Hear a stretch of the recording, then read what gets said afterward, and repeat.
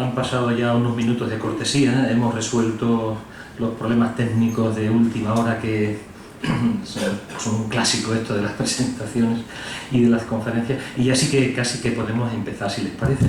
Así que comenzamos esta segunda sesión de la segunda jornada Pro Museo de la Ciencia y la Tecnología de Badajoz. Gracias de entrada por la presencia, porque mientras que veníamos aquí, probablemente ustedes también lo venían pensando, madre mía, con la que está cayendo, tenemos una concurrencia muy fuerte. El Barça a las 8:30, la lluvia que no para, en fin, la ciencia no está preparada, creo, todavía para competir en esos territorios. Pero, en fin, a pesar de eso, estamos aquí un grupo de gente que, como se decía antes, si no estamos todos, estamos los mejores. En cualquier caso, lo que hemos venido, evidentemente, es, pues nada, pues para presentarles a ustedes, al público de Badajoz, algunas de las tareas que se pueden desarrollar de una forma sistemática desde un museo de ciencias. La Económica acoge muchísimas charlas, la mayoría son de historia, de arte, en general, de ciencia también las hay. Nosotros lo que pretendemos es, con esta actividad de hoy, es reivindicar de otra manera, presentando in situ algunas de las actividades importantes que forman parte de las actividades regladas que se hacen en los museos de ciencia. Mañana se hablará sobre el Museo de Ciencia en toda su funcionalidad, estructuras, pretensiones, etc. Y ahí se va a ver que efectivamente la divulgación científica es una más de las tareas. Precisamente, divulgar la ciencia es algo que se queda generalmente en el nivel casi de lo periodístico. No es muy frecuente, al menos en nuestra comunidad de Extremadura no tenemos grandes figuras de la divulgación científica. Conozco a algunos compañeros de la Facultad de Ciencias y de Medicina, estoy pensando en dos de ellos, no está aquí ninguno, que son verdaderamente muy buenos comunicadores. Pero en general la estrategia es hacer que alguien que hace ciencia presente la ciencia. Esta es una forma más no periodística de presentar la ciencia, y quién mejor que alguien que la trabaja desde la base, es decir, que está dedicado a la investigación básica. Por tanto, vamos a intentar dar la palabra a don José Antonio Serrano. Él es extremeño, muchos de ustedes lo conocen, pero para quienes no lo conocen, le diremos que es extremeño por los dos costados. Nacido en el corazón de la Vera, Madrigal, me parece. En el corazón de la Vera, en el corazón, que está un poquito a la izquierda del centro. En el corazón de la Vera, donde hizo, pues nada, pasó su infancia, hizo los estudios primarios, incluso los secundarios, que por libre, según me parece saber, pues este hombre tenía que irse a Navalmoral de la Mata a hacer aquellos pasos por los institutos. Penosos eran para nosotros, alumnos del instituto, penosos más todavía para los alumnos que ibais por libre. Terminados sus estudios de secundaria, se incorporó a la Universidad de Extremadura. Así que podemos decir que estamos presentes, tenemos delante a alguien que demuestra que Extremadura, su universidad, pero en general la Extremadura que hoy tenemos es una Extremadura tremendamente joven. Aquí estamos sentados tres personas que inauguramos la Universidad de Extremadura. Estamos en el origen de la universidad, es decir, que los que hemos abierto esta universidad estamos vivos, lo que significa que somos, bueno, ya menos jóvenes, pero nuestra universidad sí que es muy joven, y como estos 34, 35 años que han pasado, pues se ha podido desarrollar de una forma espectacular, hasta considerarla, en mi opinión, una universidad homologable frente a la inmensa mayoría de las universidades españolas. Pues bien, don José Antonio Serrano, titular de Química Orgánica de la Facultad de Ciencias de esta universidad, ha participado en muchísimos proyectos de investigación, de ciencia básica, tiene una cantidad importante de publicaciones, pero no es este tipo de datos los que más relevantes resultan a estos efectos. Es su competencia como conocedor de su materia, de su disciplina, y su competencia como comunicador con aquellos con los que habitualmente trabaja, que son los alumnos universitarios. Llegado ya a un cierto nivel en el que llevamos ya tantos años enseñando, algunos, y él se encuentra en ese grupo, se han planteado la responsabilidad de pasar ese conocimiento a un ámbito extrauniversitario, es decir, llegar a la sociedad en su conjunto, hacer más fácil, más asequible el conocimiento. Esto que nuestro presidente decía ayer, inaugurando el planetario móvil, este gigantesco de Trujillo, socializar la ciencia. Ese concepto a mí me parece importante. Desde hace mucho tiempo yo también trabajo en la enseñanza, tengo la conciencia de que desarrollamos una cierta labor política, en el buen sentido de la palabra, la enseñanza noble de la palabra política. Estamos tratando de poner la ciencia al alcance de todos para que todos estén en condiciones culturalmente libres y capaces de tomar las decisiones frente a las cuales se tienen que presentar continuamente en nuestro contacto directo con la vida corriente, tal y como vamos a comprobar ahora. Lorenzo decía ayer, cuando le preguntaba a un periodista, pero esto de la ciencia es una cosa muy lejana.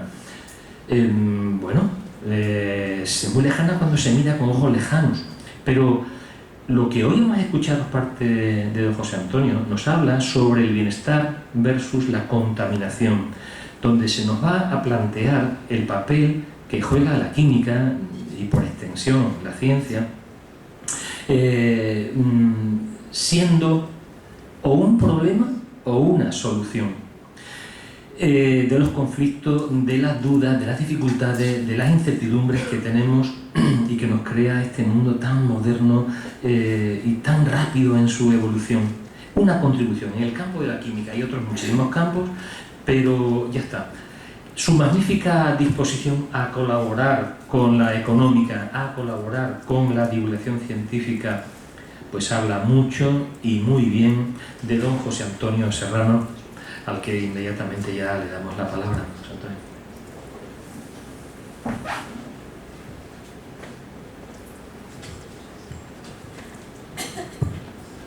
Bueno, quiero comenzar dando las gracias a mi compañero José Pedro por su afectuosa presentación y también a la Comisión de Asuntos Locales de la Económica por su invitación a participar en esta jornada sobre el Museo de la Ciencia.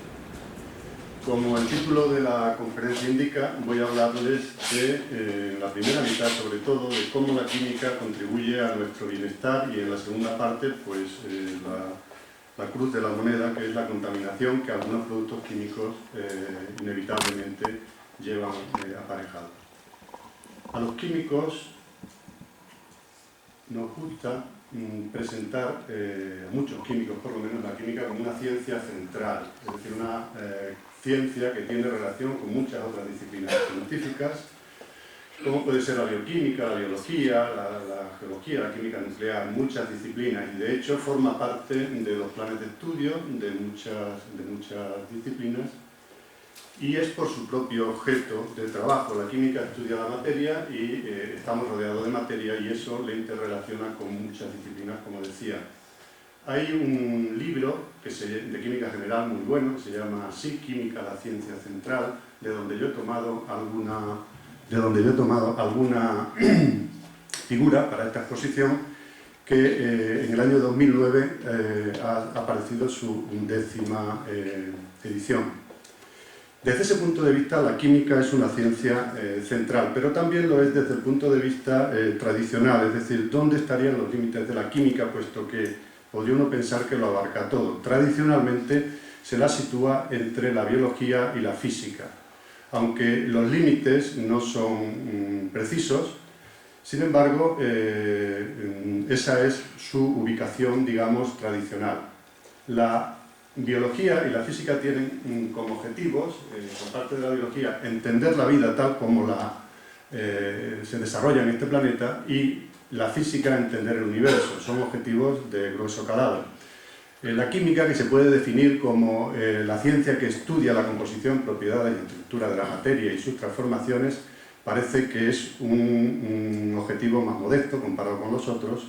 Sin embargo, la química está en la base de una gran parte de las comodidades de nuestra vida diaria. Es decir, en los países desarrollados la química contribuye de una manera fundamental a nuestro bienestar.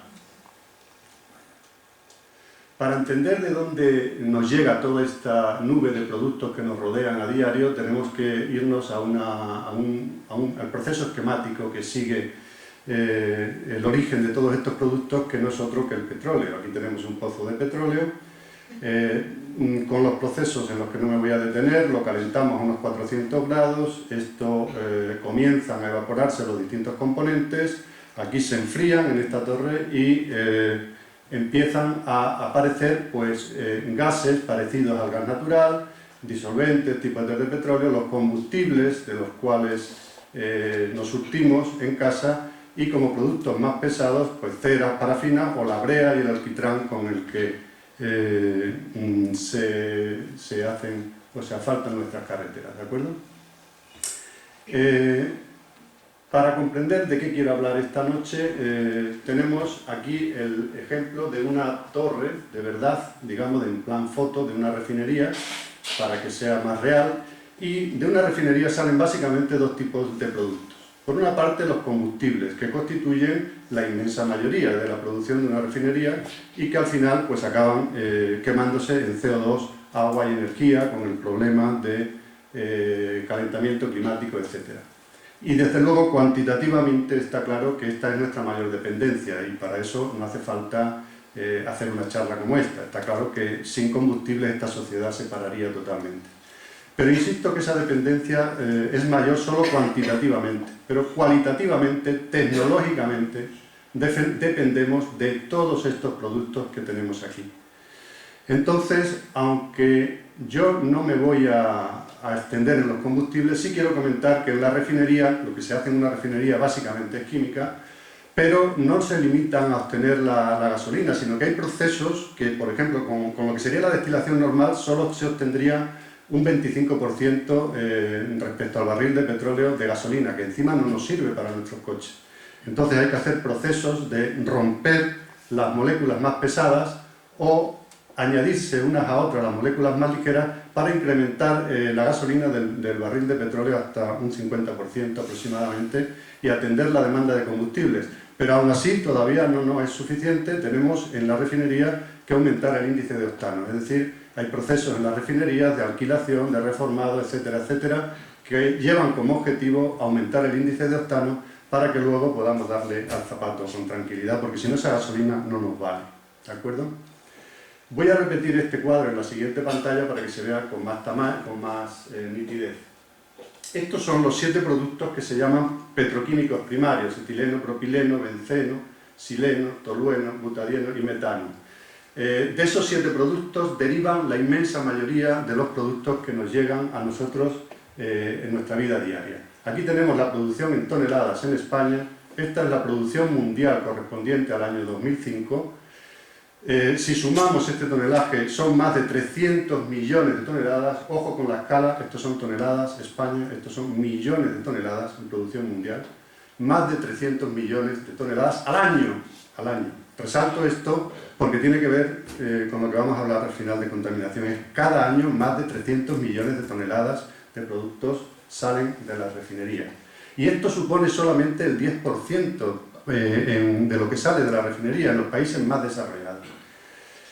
Estos números que aparecen a la izquierda corresponden al top 50, lo que se llama la clasificación en orden de mayor a menor producción de los productos industriales, incluyendo todo tipo de productos. El número 1 es el sulfúrico, el segundo el nitrógeno, porque tienen que ver con los fertilizantes, el número 3 es el oxígeno, porque tiene que ver con la industria siderúrgica y de soldadura, y en el 4 ya aparece el primer producto derivado del petróleo, el etileno. Es una cantidad enorme, de tal manera que entre estos 3 productos, etileno, propileno y benceno, se producen pues, como el 70% de los productos que nos llegan a nosotros. Es realmente el ladrillo de construcción tecnológicamente es el etileno. Estos números lógicamente varían de unos años a otros, son orientativos, puede variar 2 números arriba, 3 abajo, dependiendo de un año u otro. El metano no ha incluido el tonelaje porque es muy difícil separar la parte dedicada a combustible, que es su principal uso, de la parte dedicada a producción de productos petroquímicos. ¿De acuerdo? Bien, esquemáticamente este sería el proceso global desde las materias primas, petróleo, gas natural o carbón, a través de los productos petroquímicos primarios y de otros productos intermedios para llegar a los productos que nos llegan a nosotros: plásticos, elastómeros, detergentes, medicamentos, agroquímicos, perfumes, explosivos, todo tipo de productos, ¿de acuerdo? Aquí, para la gente que no está acostumbrada a química, le he puesto el apellido. El apellido orgánica significa que la química está subdividida en ramas, porque estamos muy especializados todos, y la parte que estudia los derivados del petróleo, pues se llama así química orgánica, ¿de acuerdo? En principio, los productos petroquímicos primarios se pueden obtener del petróleo, del gas natural o del carbón, indistintamente. Depende del coste y del momento. Es decir, antes de los años 1950 pues se obtenían del carbón, pero el carbón no se puede transportar por tuberías, es mucho más caro. Entonces, ¿por qué se obtienen ahora del petróleo y del gas natural? Pues básicamente porque son más baratos de extraer y de manejar. El 95% de los productos petroquímicos primarios, de estos, que son la base de toda la producción de productos, proceden del petróleo y del gas natural. Solo una fracción mínima de determinados productos vienen del carbón actualmente. En lo que voy a exponer a continuación me voy a saltar todo esto porque se sale del alcance de una charla y nos iríamos muy lejos, y me voy a centrar en unos cuantos ejemplos de productos obtenidos a partir de los productos petroquímicos primarios. Si se puede asociar esto como un árbol donde en el tronco estarían las materias primas, las ramas más gruesas pues serían estos 7 productos petroquímicos primarios, 7 ramas. Esas ramas se van abriendo sucesivamente a través de productos intermedios, y en las hojas estarían toda la inmensa variedad de productos en los que nos servimos para nuestro bienestar. Evidentemente he empezado por el etileno, el de mayor producción. En la mitad de esta flecha estarían los productos intermedios, esos que no voy a citar. Aquí hay una serie de productos, y esto voy a situar en las siguientes pantallas como esta, aquí los productos del campo médico o sanitario, y aquí los ejemplos que he elegido para exponer, para detenerme en ellos, ¿de acuerdo? Vuelvo a repetir a situar que me he ido al 10% de la producción de refinerías que no se quema, que se convierte en productos químicos, ¿de acuerdo? Y que yo creo que es lo que la sociedad más desconoce, ¿de acuerdo? Porque todo el mundo, si le hablas enseguida de dependencia del petróleo, se ve llenando el depósito del coche. Entonces, si yo dijera, por ejemplo, ahora que en esta sala hay petróleo, pues me dirían: a este señor se le ha ido un poco la olla. Pero si digo, en esta sala hay bastantes derivados del petróleo, pues tendría razón, y es lo que pretendo demostrar ahora, porque sin ir más lejos, aquí tenemos, por ejemplo, pues productos, en este caso, pues impermeables, por ejemplo, puede haber, o productos que veremos luego de otro tipo, por ejemplo, lentillas, por ejemplo, fibras de la ropa, fibras de poliéster, fibras acrílicas, de nylon, que aparecerán más adelante, ¿de acuerdo? Voy al tema de... Aquí necesito hacer una pequeña clase de química para las personas que no entiendan un poco de química. Esto, lo que he puesto aquí arriba, son moléculas de etileno. Una molécula, para las personas que no están familiarizadas con la química, es la cantidad más pequeña de una sustancia que mantiene las propiedades de esa sustancia. En el caso del etileno, pues eso representa este trozo, esta HHCCHH que tenemos aquí, son átomos que componen esas moléculas. Los átomos son sustancias elementales que los químicos llamamos elementos. Hay como un centenar que componen toda la materia que nos rodea, y que a muchos de ellos representamos por la primera letra. Pues estos son carbono, tiene 2 átomos de carbono la molécula, y H de hidrógeno tiene 4 átomos de hidrógeno, la molécula de etileno, ¿de acuerdo? Entonces, una cosa que es relativamente fácil de hacer es unir unas moléculas a otras y obtener moléculas mayores. Esta molécula recibe el nombre de polímero. Esto viene del griego, poli, que significa muchos, y meros, que significa parte. Es algo hecho de muchas partes, porque claro, acabamos de sumar, y en muchos casos son miles de moléculas, con mayor motivo. Entonces,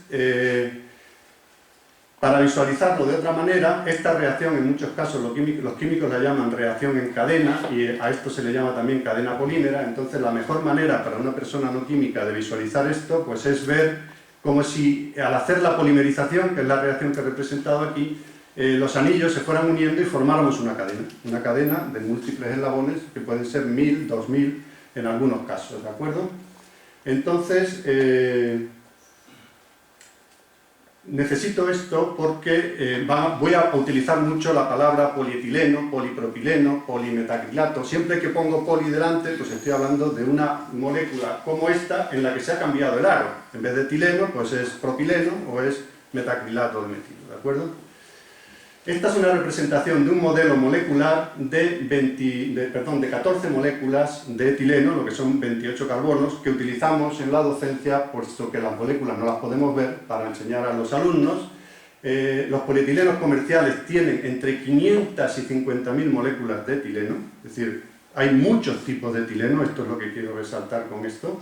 Dependiendo de que el etileno esté un poquito ramificado o no, se puede convertir en polietileno de baja densidad. Estas ramificaciones son muy pequeñas, son de dos moléculas de etileno, es decir, 4 átomos de carbono, un poco más. Si son más lineales, pues es más compacto, se habla de polietileno de alta densidad. Y dependiendo de esas características, la sustancia que nos llega a nosotros es distinta. Es decir, aquí tenemos bolsas para almacenar alimentos o bolsas de basura, que también se hacen de polietileno, o tenemos este tipo de producto que tenemos aquí, o podemos tener, dependiendo del tamaño de la longitud de la cadena, chalecos antibala, contenedores de basura, es decir, productos muy sólidos, y hasta se pueden hacer cables de polietileno con una resistencia superior a la del acero. Esto que además con las siguientes ventajas: no se oxida, se puede, cuando acabe el uso, pesa mucho menos, cuando acabe el uso se puede quemar y obtenemos energía de él, cosa que no se puede hacer con el acero, es decir, que tiene sus ventajas. Esta molécula, que es tan versátil, además es una hormona de crecimiento de las plantas, curiosamente, es decir, las plantas la generan de manera espontánea y hace madurar los frutos, hace crecer las yemas, hace que se abran las flores y hace maravillas, es decir, que se caiga la hoja en otoño. De hecho, los científicos la imitan y hay un producto comercial a nivel mundial que se llama Etrel, que se fumiga a la planta y se la engaña para hacerle madurar el fruto. El que se utiliza aquí en Extremadura creo que se llama Etefón, y es un producto que le echan los agricultores al tomate, por ejemplo, para adelantar la maduración y hacerla una maduración uniforme. También ese truco que hacemos en casa de meter los kiwis, que siempre están duros, con una manzana en la bolsa, pues tiene que ver con esto. Cuando la manzana madura, suelta etileno, y ese etileno en una semana madura los kiwis y los pone blanditos, ¿de acuerdo? Si esto no es magia, que venga Dios y lo vea. O sea, aquí hay más magia que en las películas de Harry Potter, creo yo, ¿no? Bueno, pues siguiendo con el tema por aquí, bueno, pasamos al propileno, el siguiente producto en tonelaje, dado el tiempo que tenemos. Aquí tenemos otra serie de productos, lentes intraoculares. Esta puede herir la sensibilidad del espectador. Se utiliza en materiales de odontología, y cuando nos hacen esto, y yo me he visto un par de veces en esta situación, pues están haciendo una polimerización en la boca, una reacción como esa que yo he visto. Es decir, utilizan un derivado del propileno, ahí está el origen, un metacrilato, para solidificar y te están haciendo una polimerización en la boca, ¿de acuerdo? También con el propileno estamos haciendo una polimerización, y en este sentido somos todos químicos, cuando utilizamos el superglue, porque el superglue es cianoacrilato de etilo, que es un producto también derivado del propileno, y cuando lo sacamos del tubo, lo empujamos, entra en contacto con radicales hidroxilo. Radical hidroxilo es, digamos, cuando la radiación que hay en la atmósfera le arranca un H de esos que he visto a una molécula de agua, tenemos un radical hidroxilo, y los hay espontáneamente. Esos tipos de radicales actúan de iniciadores de polimerización y se forma un polímero, como este que tenemos aquí. Estos polímeros, debido a los diferentes tipos de átomos que tienen cargas positivas y negativas que interactúan con la superficie que estamos pegando, que a su vez tiene cargas positivas y negativas, y eso produce, aunque cada atracción es muy pequeña, muchos miles de atracciones generan esa potencia que tiene el superglue cuando lo utilizamos en casa. Es decir, que en ese sentido todos somos químicos. En los productos de menor tonelaje, para no complicar mucho el problema, he elegido un ejemplo directamente sin poner un árbol de productos que se podría poner igual, que hemos visto para el etileno y el propileno. En el caso del benceno, pues por ejemplo, un ejemplo típico se utiliza para fabricar nylon, que es de lo que están hechas las bolsas de los airbags. Cuando hay un choque, un producto que está metido dentro, que es la acida sódica, descompone a una velocidad en 20 centésimas de segundo, genera 50 litros de nitrógeno y el airbag sale a 300 km/h de velocidad para proteger a las personas del choque. Es decir, creo que es otro ejemplo de lo que mucha gente le debe a la química, aunque no lo sepa. ¿De acuerdo? Este es un ejemplo de otros dos productos, el paraxileno y el etileno. Se utilizan para fabricar fibras de poliéster. Las fibras de poliéster tienen nombre comercial Dacron, en este caso, que se utilizan, por ejemplo, para fabricar tubos de reemplazo de arterias con la consistencia adecuada para que cuando se doblen no corten el paso de la sangre, y además con la opción, y ahora lo diré, de que el material tiene una porosidad suficiente para que se pueda vascularizar, es decir, puedan entrar los vasos sanguíneos dentro del material y quede incorporado dentro del cuerpo, como algo incorporado dentro de los órganos. Lo mismo ocurre con esta válvula cardíaca. Esa válvula cardíaca, lo que se ve ahí, tiene las ventanas así para que pase la sangre. Cuando entra y trata de retroceder, las ventanas se cierran e impiden el retroceso de la sangre. Pero en lo que quiero que se fijen es en lo blanco. Lo blanco es también Dacron. Es decir, es el mismo material con el que están hechas las fibras de poliéster de la ropa, tratado de otra manera, evidentemente. Y con la misma porosidad, es decir, no vale cualquier plástico. Este plástico tiene la porosidad suficiente para que se pueda introducir, se pueda vascularizar e incorporarse al organismo, ¿de acuerdo? El tolueno, pues, por ejemplo, materiales de uso diario, una esponja de poliuretano, la pintura que se utiliza en las pistas polideportivas, incluso un edulcorante como la sacarina, pues sale a partir del tolueno, ¿de acuerdo? Pues creo que son ejemplos. El butadieno, pues es un producto, el ejemplo quizás más son los neumáticos, todo tipo de neumáticos están hechos de butadieno, y hay una parte de la rueda, que es el 18% de caucho natural que tenemos aquí, que no procede del petróleo. Claro, ya lo indica, si es caucho natural se obtiene del árbol del caucho, se le hace una hendidura y ahí la naturaleza nos ha ganado, sabía polimerizar antes que nosotros y obtiene el polímero de manera de lo que se llama un biopolímero en este caso, y no hemos conseguido todavía igualar las propiedades del caucho sintéticamente, por lo cual en determinadas partes de la rueda el material más adecuado es el caucho natural, por eso tiene un mercado todavía importante. Pero quitando eso, este 29% viene del petróleo, esto también, quitando en algún tipo que tenga sílice, los hilos textiles, es decir, esto que es una maravilla tecnológica realmente, el neumático, del orden de un 70% procede claramente del petróleo. El metano, como ya he dicho, supone el 25%, suministra el 25% del consumo energético a nivel mundial, pero hay una parte importante del metano que se convierte en productos químicos y es el que quiero resaltar aquí. De tal manera que, bueno, aparte como he dicho antes, de lo que se utiliza en sanidad, pues voy a hablarles en concreto del teflón. El teflón, antes de entrar en eso, el gas, aquí está explicado un poco la doble trayectoria del gas. El gas natural es un 98-99% de metano, y luego tiene algo de etano, de propano, de butano. Entonces, se suele separar el metano y dejar aquí los otros componentes. El metano se puede utilizar como combustible para hacer todo esto, o se puede utilizar como materia prima para amoníaco, etcétera, etcétera, y acabar en fertilizantes, alcoholes, etcétera. Y de aquí pues se pueden obtener también olefinas, etileno, propileno, que pueden acabar en materiales de uso cotidiano, o pueden utilizarse pues como butano, para bombonas de butano, o como combustible. Esa es la dualidad de este gas, ¿de acuerdo? Como ejemplos así cotidianos de este tipo, pues las cintas de teflón para fontanería, típicas, el revestimiento, esto creo que lo sabe la mayoría de la gente, de teflón, y también está muy de moda, y por eso lo he elegido, el célebre Gore-Tex. El Gore-Tex, como veis, aquí son 3 capas de material las que lleva, y el material del centro es una membrana microporosa de teflón expandido biaxialmente. ¿Eso qué quiere decir? Pues que se ha expandido en dos direcciones a la vez, ¿de acuerdo?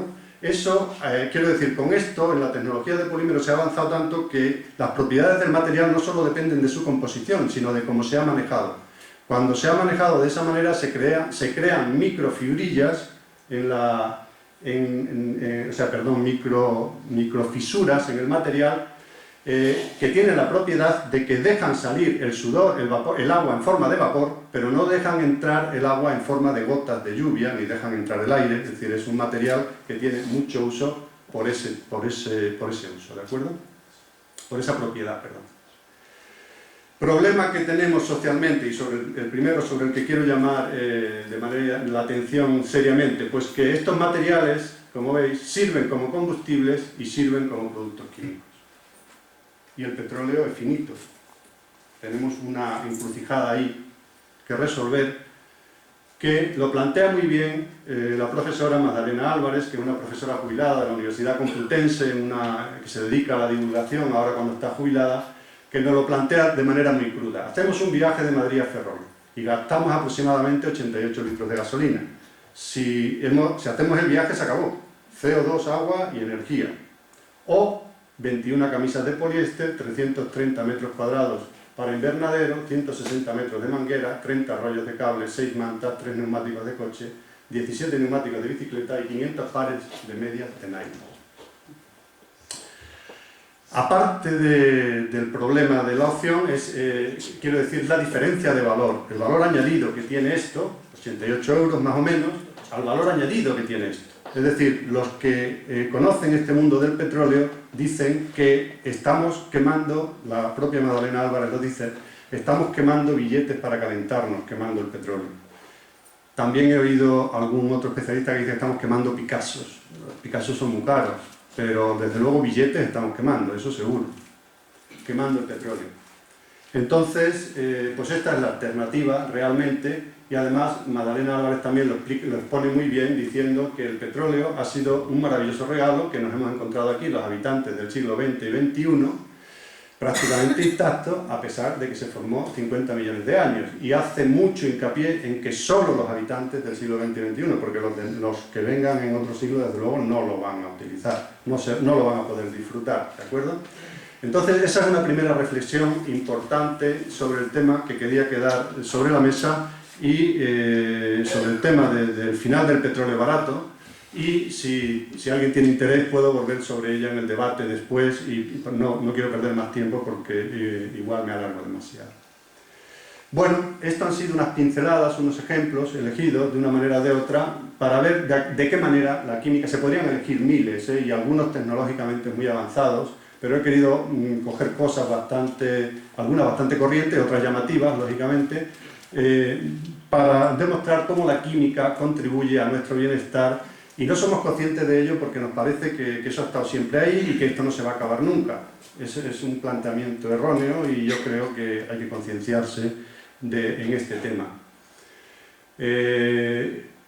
Es una de las razones por las que me han obligado, que me han forzado a mí a aceptar la invitación y a comentar esto en público. Además, quería hacerlo a un público no académico, porque creo que es importante que la sociedad en general conozca esto, porque petróleo o energía consumimos todos de una manera o de otra, ¿no? Y bueno, es una preocupación que no es mía, no soy original en esto, sino que coincido pues, con mucha gente que ha sido mucho más clarividente. Por ejemplo, Carl Sagan, el célebre astrónomo y divulgador de la serie Cosmos, pues en los correos que hemos cambiado José Pedro y yo para concertar esto, me mandaba esta cita que yo no conocía, no recordaba, y lo dice claramente: vivimos en una sociedad profundamente dependiente de la ciencia y la tecnología y en la que nadie sabe nada de estos temas. Se refiere a nivel de masa social general, aunque se conozca en medios académicos. Y ello constituye una fórmula segura para el desastre. Es que es como si estuviéramos dando una pistola cargada a un niño y dejarle jugar con él. Es decir, hay que conocer lo que nos estamos jugando en esto.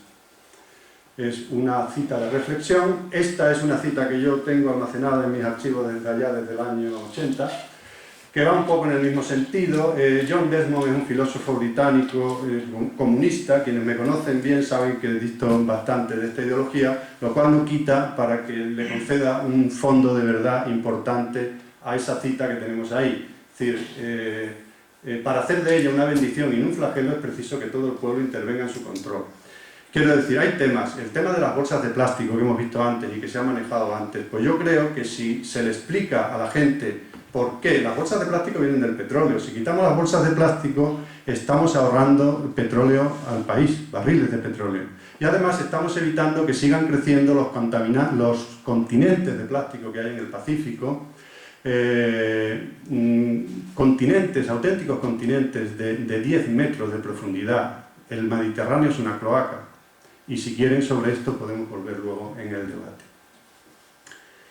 Y luego, para no hablar solo de personas muertas, personas vivas, un periodista científico que trabaja en la Universidad Pompeu Fabra de Barcelona, que hace periodismo científico, tiene muchos premios, ha sido premiado por el CSIC por su labor divulgadora de la ciencia, y dice esto que yo, por lo menos, estoy de acuerdo en ello. Es decir, yo creo que quien sabe de un tema, pues debe comunicarlo o debe tener una parte de su tiempo para hacer llegar esto a la sociedad, porque nos estamos jugando mucho, como veremos ahora a continuación en la parte de contaminación.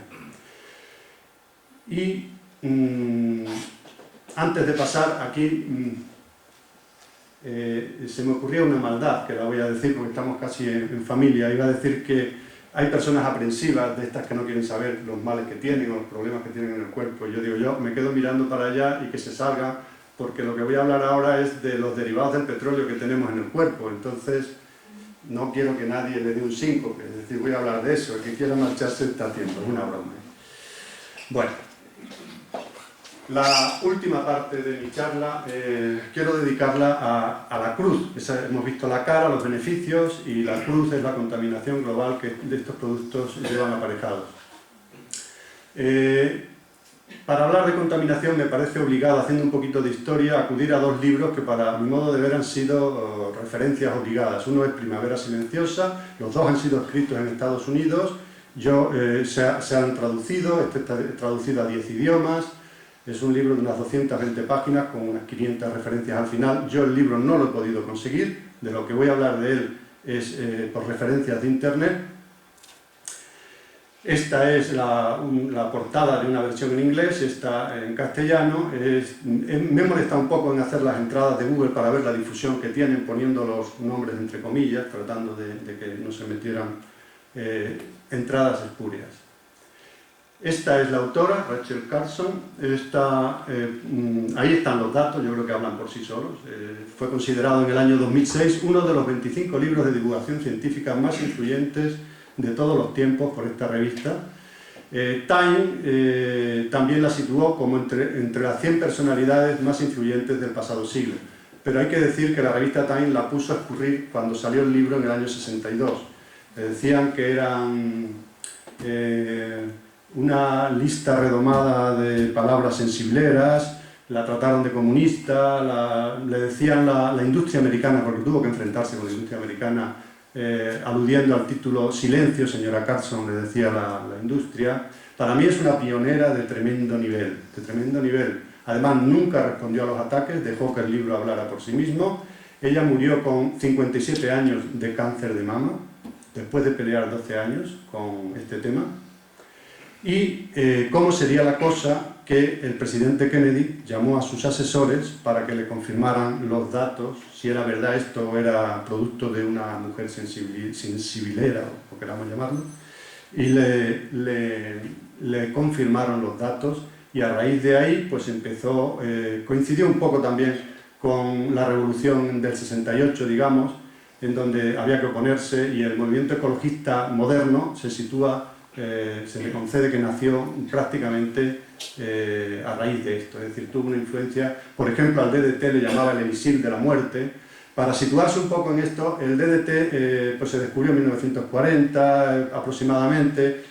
Al descubridor le dieron el premio Nobel de Química del DDT, después de lo que va a caer ahora, de lo que voy a hablar de él. Pero claro, es que en aquel momento no se sabían los efectos del DDT. y se rociaba en Estados Unidos, pues vamos, a tutiplén. La anécdota es que a los fumigadores de avionetas se les pagaba por cantidad, no por horas o tal, con lo cual la gente pues cargaba y si tenía que echar un 5%, pues echaba un 20%, porque claro, por eso le pagaban, ¿no? Eso produjo unos daños tremendos, desaparecían las poblaciones de pájaros de pronto, por eso el título Primavera Silenciosa, se tiraban 5 meses sin aparecer por allí y los bichitos que trataban de matar, como tienen un ciclo de vida muy corto, pues a los pocos tiempos los tenían otra vez allí. Quiero advertir que yo no soy biólogo, estoy aquí metiéndome en un terreno que para mí es resbaladizo, pero me parece que redondeaba la charla y que si en algún momento meto la pata en algo, pues que me disculpe. Este fue casi su testamento, fue una de las últimas cosas que dijo antes de morir. Estamos, por si alguien no lo lee desde el final, estamos exponiendo poblaciones enteras a los efectos de sustancias químicas que en experimentos con animales han demostrado ser sumamente venenosas y en muchos casos de efectos acumulativos. En la actualidad esta exposición comienza al nacer, incluso antes, y si no cambiamos nuestros métodos, continuará durante toda la vida de la población actual. Nadie sabe cuáles serán las consecuencias ya que carecemos de experiencia previa que nos sirve de guía. No sé si lo he dicho aquí al principio, fue prologado el 30 aniversario por Al Gore, el célebre Al Gore. El libro segundo, que es continuación del anterior, se titula Nuestro futuro robado, también prologado, este es más reciente, del año 2006. Y es un libro, este sí lo tengo, desde el año 2002. Lo he utilizado mucho a nivel docente en la facultad y es un libro terrorífico realmente, es así. Entonces, ellos dicen aquí, por ejemplo, aquí están las citas del libro, que esta cuestión se refiere a la cuestión de la contaminación, se ha vuelto más apremiante ya que los científicos han reconocido que muchas sustancias químicas pueden interferir con las hormonas naturales, un problema que llaman disrupción endocrina. Theo, que creo que es un diminutivo de Teodora, fue la que introdujo este término de disrupción endocrina, que es de lo que yo quiero hablarles ahora a continuación.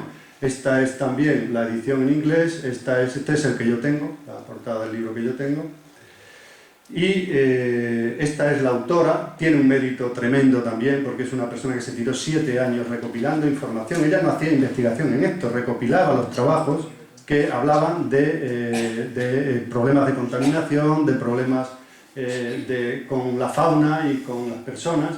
Hizo el doctorado siendo abuela, esta mujer, y digamos que es el alma de esta obra.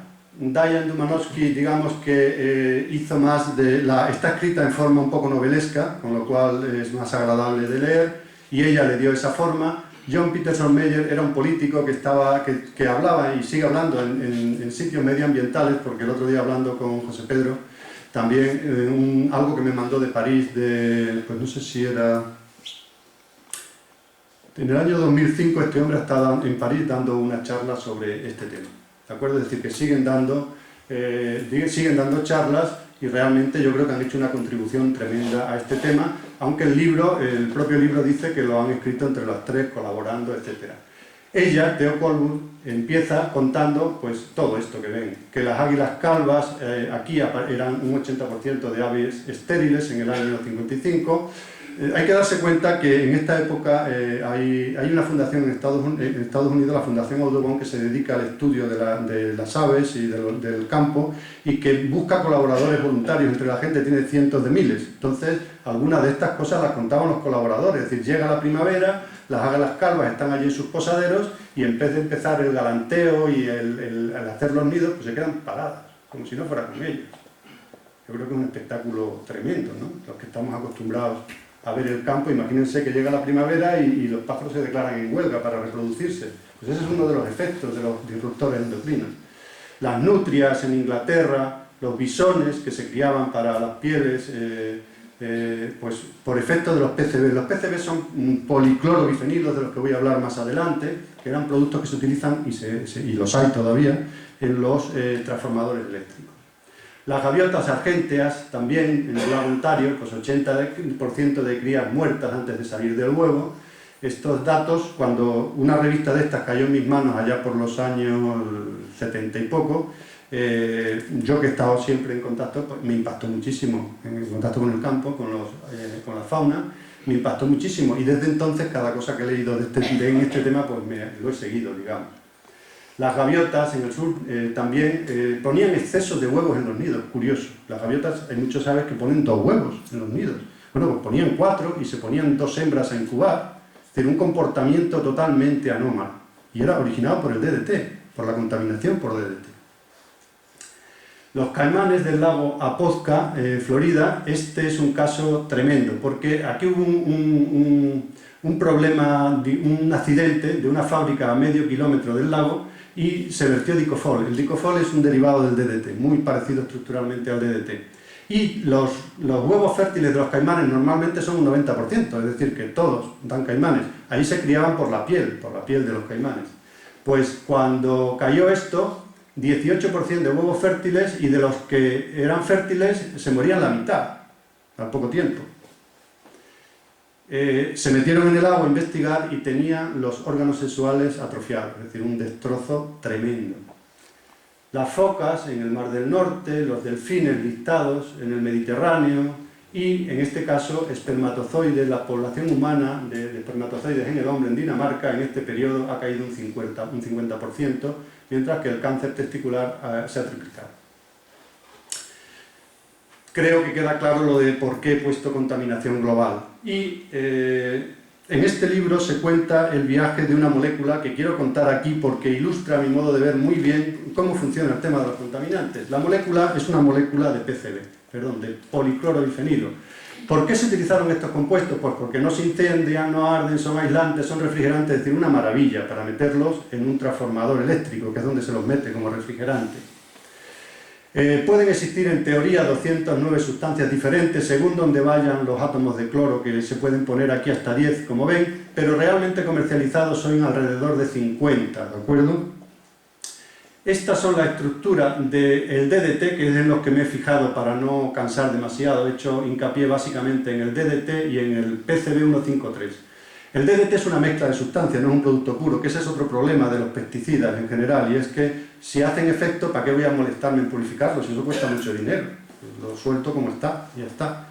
Entonces, para los que no familiarizados con la química, la diferencia, como ven, es que aquí el Cl de cloro y el Cl están en los extremos, eso significa PP', aquí están en estas dos posiciones, O', y aquí está uno en esta posición y otro en esta, es lo que significa OP'. Básicamente estos son trazas, es decir, una cantidad mínima, pero estos dos componentes sí son importantes y aparecen en la contaminación. El viaje del que les hablo es del PCB153. El bifenol A es un producto también disruptor endocrino que, curiosamente, si uno entra en internet, se utiliza en los empastes dentales. No lo entiendo. No lo entiendo. Como una sustancia que está declarada disruptor endocrino se sigue utilizando en empastes dentales. No lo entiendo. Bueno, en el libro cuentan que cuando empezaron a profundizar en el tema, algunos investigadores, esto no lo han hecho los autores del libro, ellos se han basado en trabajos científicos de otra gente.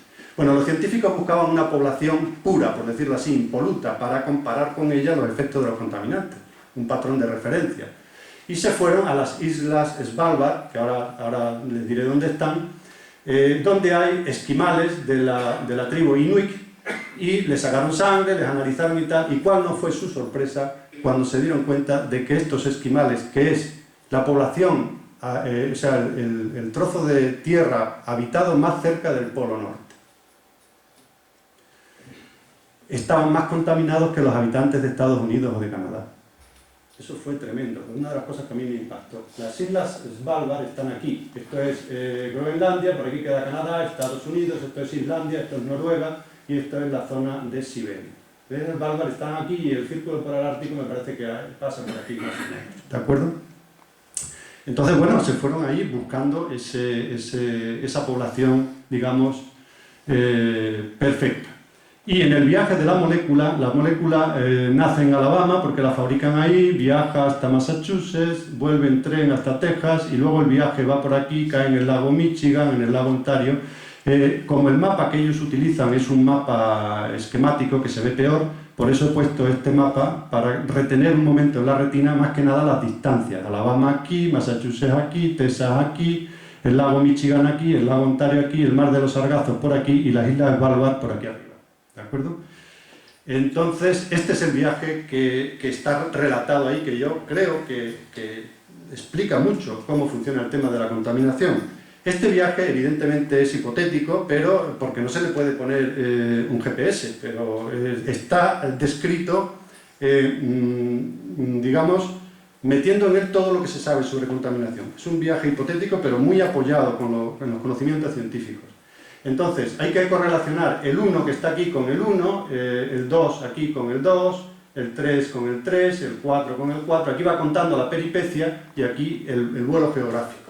Entonces, la fábrica del PCB está aquí, en Alabama. En Massachusetts está la fábrica de transformadores.